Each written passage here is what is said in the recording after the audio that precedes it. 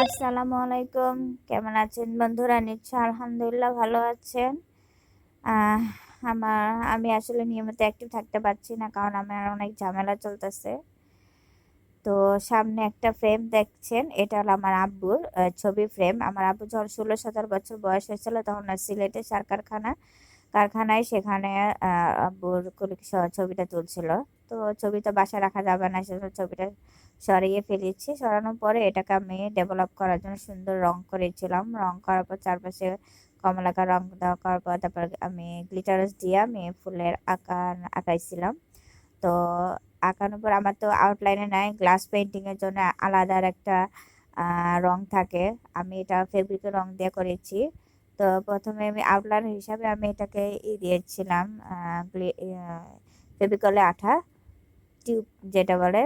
তো ওই আঠাটা দিছি, ভালোই মানে খারাপ না। আমি ওইটা আঠা দিয়ে আউটলাইন হিসেবে ব্যবহার করছি। এরপর আমি পাতা সবুজ রং দিয়েছিলাম, আর ফুলগুলো আমি ম্যাজেন্টা কালার দিই। আর পাশে আমি সবুজ রঙের মানে গাছপালা গাছপালা আমি আঁকাচ্ছি।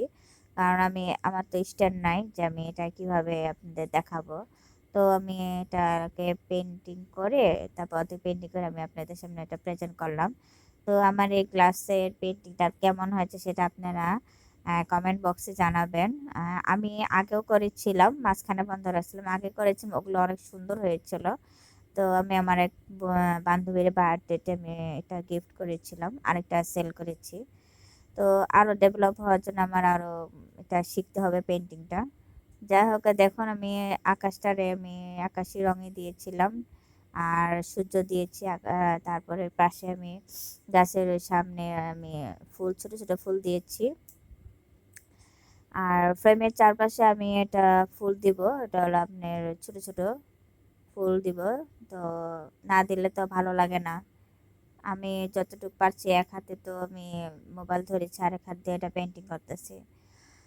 আর আমি নিজেরটা নিজেই করি, আর নিজেরটা নিজে করাই পছন্দ করি।